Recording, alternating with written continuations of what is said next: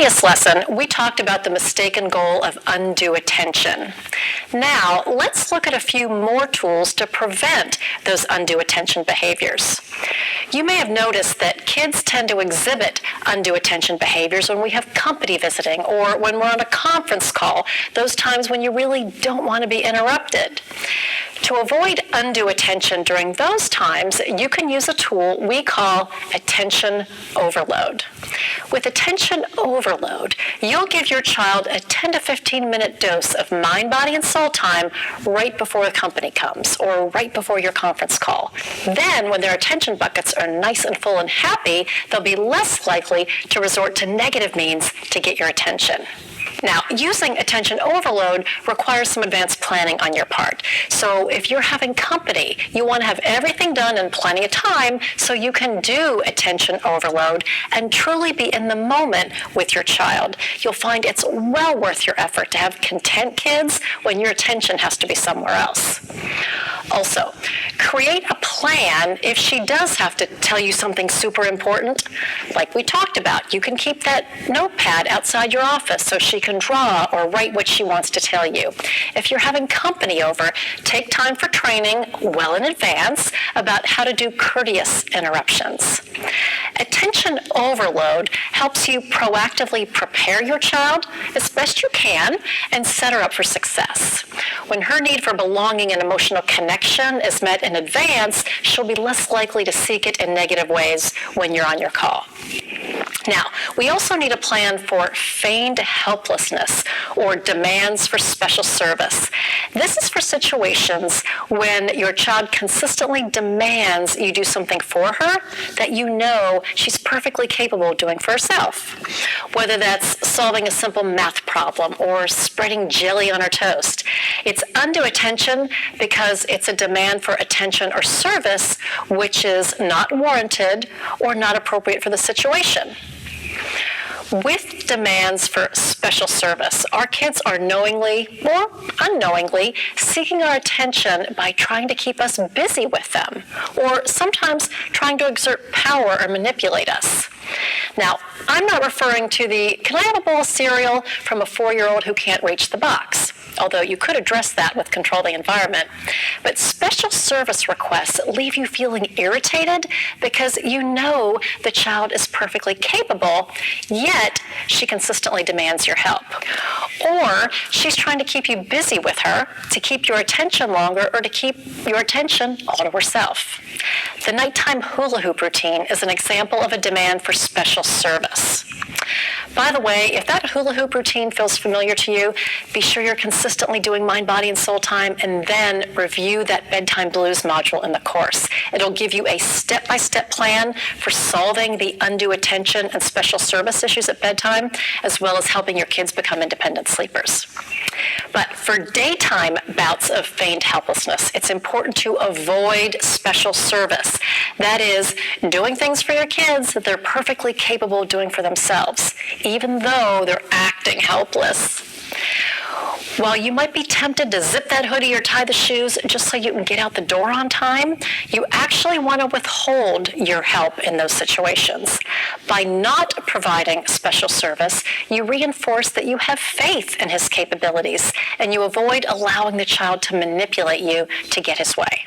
Now, this assumes that you've taken time for training and you know the child is capable in that particular task. The next time your child is demanding special service, you can say in your calm voice and with a smile, "Sweetie, I'm going to let you handle that because I know you can do it." Or, "You're really growing up and I have complete confidence you can do that on your own." After you deliver the message that you won't be helping, just walk away so you don't have to listen to whining or badgering. Your kids will get the message quickly that you're not going to do this special service dance any longer. As always, let's encourage any movement in the right direction. And you can review the Session 2 workbook for ideas on how to encourage that effort and perseverance.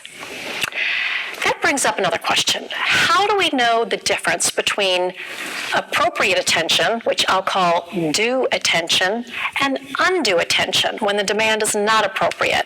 Because everyone has an attention basket. How do we know if our kids are seeking regular attention they need, or if it falls into the undue attention category?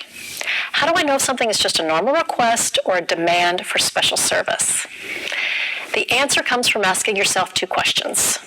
Number one, is the child's behavior appropriate for the situation? If the demand for attention isn't appropriate for the situation, then it's likely undue attention. The other question is, how are you feeling? If you feel irritated and annoyed, then that's a clue it's undue attention. The answers to those questions, is it appropriate for the situation, and how are you feeling, will tell you whether it's undue attention or just normal attention that all kids need. As an example, if you're hanging out on a Saturday and your daughter runs up to you and says, "Daddy, can we play this game together?" and you're not doing anything else, you say, "Sure, sweetie, let's do that." That's a perfectly reasonable request for your attention. And as a result, you don't feel annoyed at all. On the other hand, if you're busy helping your son with homework and your daughter makes the same request, "Daddy, can we play this game together?" then you feel irritated because she can obviously see that you're in the middle of something with someone else. That gut reaction is your clue that it's an undue demand for attention. On the topic of special service, I'll give you an example from my own family. When my kids were younger, I usually made lunches while they ate breakfast. So if I was busy making lunches with stuff all over the counter, and my son, who's sitting at the counter, said, "Hey, Mom, can you give me a spoon, please?" my immediate response would have been irritation. I'd want to say, "Really? Can't you see I'm busy making lunches and I have peanut butter all over my hands and this is not a good time?" That situation met both criteria. It wasn't appropriate for the situation because I was clearly busy doing something else and he wasn't. And second, I felt irritated. He should have seen that I was busy and gotten the spoon himself. That was clearly a demand for special service, which is undue attention. Now, on the flip side, if that same situation happened when he was having a cereal and I happened to be drinking my tea just leaning against the counter right next to the silverware drawer, and he said, "Hey, Mom, can you give me a spoon, please?" I would have said, "Sure, happy to get that for you, sweetie," and gladly handed him a spoon. That was a perfectly reasonable request and appropriate for the situation. I was standing right there next to the silverware drawer, not doing anything else. It was one family member helping another. Absolutely nothing wrong with that. I wasn't irritated or annoyed, so again, that gives me a clue that it's perfectly appropriate. Let your gut feeling be what guides you. When you're feeling irritated or annoyed, know that it's undue attention, and remember the training plan we talked about. Train them on what is appropriate, what you'll do in the future, and then after you've responded with, "You've got this, buddy," or "I'll let you handle it," ignore any fussing or complaining. Now, there will be times every once in a while when you do have to give in and tie the shoes or make your teenager's sandwich, but just make sure they know it's a one-time thing. It's based on the situation because we're running late and not because of how much they whined or badgered.